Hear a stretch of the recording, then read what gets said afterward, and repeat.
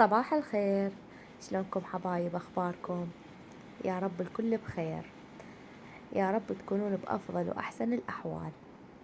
طبعا ما دا اغيب عليكم، اني دا الاحظ بين يوم ويوم دا انزل فيديو حتى القناة يصعد، وللاسف ما دا يصعد، يعني كلش بطيء، اذا بالمشاهدات واذا بالمتابعة للقناة.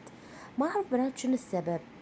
اتمنى اي وحدة يوتيوبرية تشاهدني تكتب لي شنو المشكلة.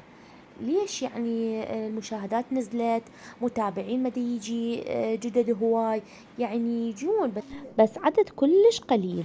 فدا انزل قدر المستطاع بين يوم ويوم. والله بنات كلش تعب، بس ما يخالف، انتو تستاهلون. لان كلش يكتبوا لي بالتعليقات ام ابراهيم نزلي لنا هواية روتين، افتحي لنا لايف. هسه نحكي بموضوع اللايف ان شاء الله. بالبداية قبل خلينا نصلي على محمد. اللهم صل وسلم وزد وبارك على سيدنا محمد وعلى آله وصحبه وسلم تسليما كثيرا مباركا طيبا. أفلح من صلى على محمد وآل محمد. بنات كتبونا صلوات، عطروا أفواهكم بذكر الصلاة على محمد وآل محمد. أم إبراهيم شو تسوين وشنو كمية هاي الفلافل؟ والله يا بنات مثل ما عرفت ذاك الفترة المحضر مالت الطعام عندي مو خرب، وإنما اللي بداخلها تقعد السكينة مو انكسرت، فبعد ما تشتغل يعني إلا لازم أبو إبراهيم يسويها. فوالله ظليت فترة تقريبا شهر ما مستخدمته. مو مشكلة، عادي نثرم بيتنا، بس اكو شغلات ما يصير الا بالمحضر. مثال الفلافل، يعني ما يصير لو مثرمة، لو هاي المحضر طعام. انا عندي مثرمة، بس فوق شالته بالبيتونة شي نزله وشي يسوي بيه. والله قلت لأمي، قلت لها ماما اريد تسوي لي فلافل. والله خطية مسويت لي كمية فلافل هي كلها من عندها، يعني خطية منقعة الحمص وثارمت لي اياه، واظن خليت لي بس ثوم. قالت لان ما اقدر اخلي سودة وهالشغلات، لان اني اريد اشيله افرزه. فوالله عاشت ايدها، وفلافل كان كلش طيب، مو يعني شهادة من عندي، لا والله. قليتها كمية، دزيت للجواري من عنده. قالت مو بعرف هالمرة فلافل شي يختلف كلش طيب. عاشت ايدها، وربي يحفظها الي ويحفظ جميع امهاتكم يا رب. طبعا حتى بوقتها من جابت لي اياه كنا احنا ببيت ام بلال، ونسيته هناك. قلت لها ام بلال بس خلي لي اياه بالمجمده، على ثاني يوم والله دزت لي اياه. قالت المره ذا خلاص هم قولي لي حتى هم اسوي لك. فمن هذا المنبر نقول لها عاشت ايدك، الفلافل يجنن. اكيد الفلافل مبين من شكله، يعني اكو فلافل سبحان الله شكله ما حلو. بس هسه تشوفون اكيد اقلي قدامكم وشوفوا ايش قد حلو.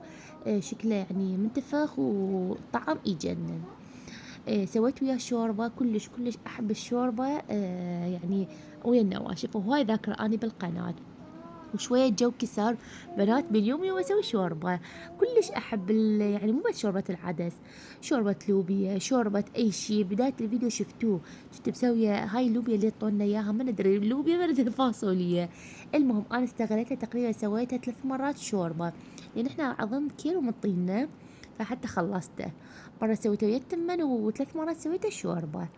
ايه, فهنا بديت اقلي من وقت. قلت حتى معون ادز الام زهراء والباقي اقلي انه. طبعا مو بس هالكميه قدامكم دا اقلي، الكاميرا ما انطلعتها يعني عفت وجبه ما قليتها. ايه ام ابراهيم احكي لنا ليش بعد ما تفتحي لنا لايف؟ ليش زعلانه علينا؟ ليش يعني ما فتحتي بعد؟ هناي رباط السالفه، ليش بعد ما فتحتي؟ بنات طبعا ماكو اي زعل بالموضوع، يعني انا اتعجب بالتعليقات يكتبون من شنو زعلانه وليش زعلانه. بنات منو قال انا زعلانه؟ انا ذكرت قلت زعلانه، نزلت ستوري بينت من كلامي.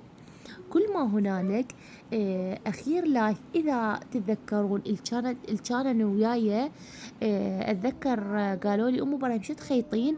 قلت لهم والله دا اخيط قلبيه بس عندي نفانيف راح أخيطهن إذا صار لي مجال وإذا صار وقت إن شاء الله أشارككم بها بلايف. هاي نفانيف يعني هيك بسيطة مال بنوتات. خيطت أنا هاي النفانيف 2 حقيقة، ما صار بوقتها مجال أفتح لايف. يعني أهل النفانيف كلش عجبهم، كلش الصراحة، قالوا أم إبراهيم يعني طالع حاضر حاضر، ما أي عيب ما بيه. إذا جبنا لك فساتين مال أعراس شي تخيطينا. قلت لهم إيه عادي، ليش لا، لأن أنا خيط يعني الحمد لله والشكر متمكنة من الخياط. إذا مال بيت أو كردي أو قمصان، يعني من كل الفصالات الحمد لله والشكر متمكنة. فقلت لهم عادي جيبوا.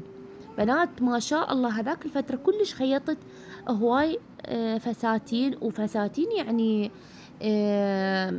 موديلات يعني مو هينة مو هينة. إن شاء الله أنزل لكم إياها بعد هذا الفيديو. فيريد له تدقيق بنات، يعني صراحة صراحة إيش قد متمكنة أنا من الخياط، بس نفس الوقت لازم يريد له وقت ويريد له تركيز ويريد له يعني جو هدوء، مو هوسة وأني أحكي على اللايف وأخيط فستان، يعني ما ترهم. هاي أول نقطة.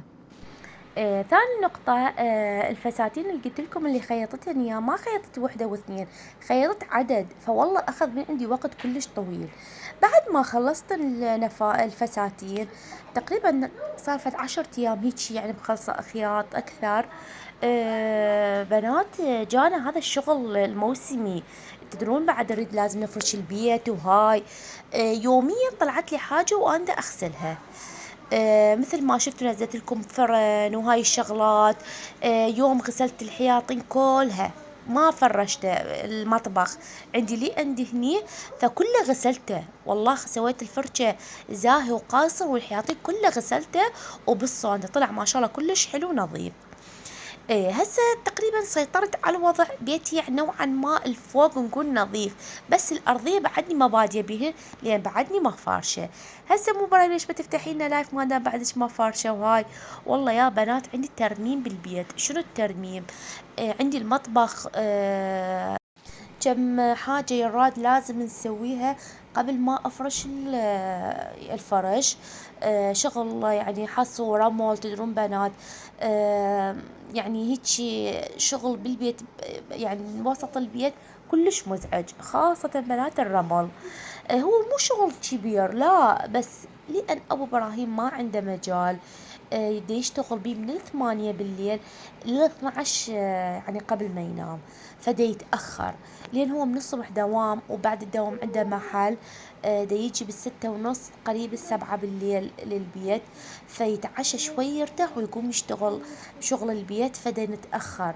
يعني تقريبا صار كم اسبوع اني دا اشتغل يعني مخبوصة بهاي الشغل. العفو.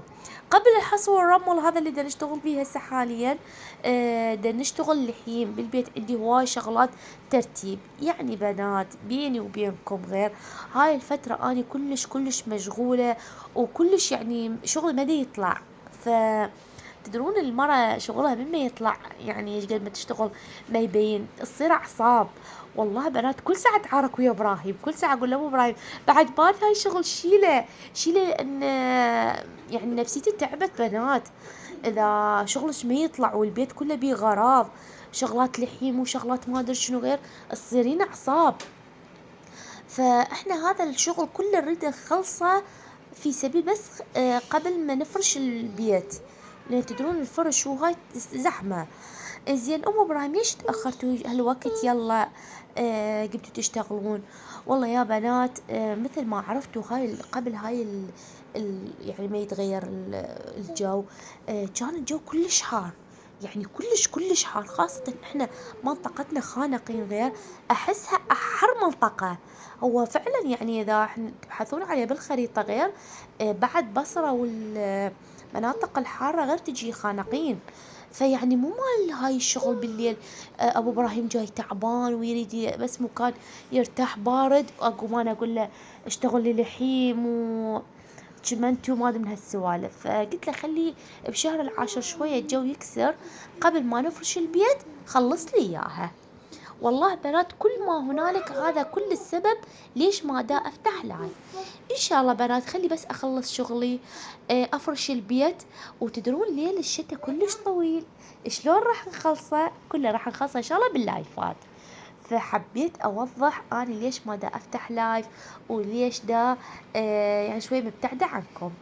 ما أعرف وين وصلت بالروتين. شوفوا شلون فلافل وشلون كباب عروق صار بناتي جنن. عاشت إيدها الأمي، ربي يحفظها ويرزقها الصحة والعافية وطولة العمر. هنا طبعا هاي اللفة مؤلية لا يغريكم، بس حبيت أشوف لكم يعني شكل اللفة. قلت له إبراهيم راح أسوي لفة من عندي لك تتقبله بس صورني. قال يلا. على ذوق خليت له فلافل 2 وكفت كباب وزراطة نوعت له. وأكيد سهمكم مليون عافية. بنات إذا وصلتوا لهاي المرحلة من الفيديو أتمنى بنات لا تنسون اللايك، بالله عليكم لا تنسون اللايك. إبراهيم هم يتمنى وياكم، لأن المشاهدات كلش كلش بنات نازل، وصراحة كلش منقهرة. فهلا هلا باللايك. أتمنى لا تنسون. أستودعكم بالله الذي لا تضيع وداعه. مع مليون ألف سلامة. باي باي.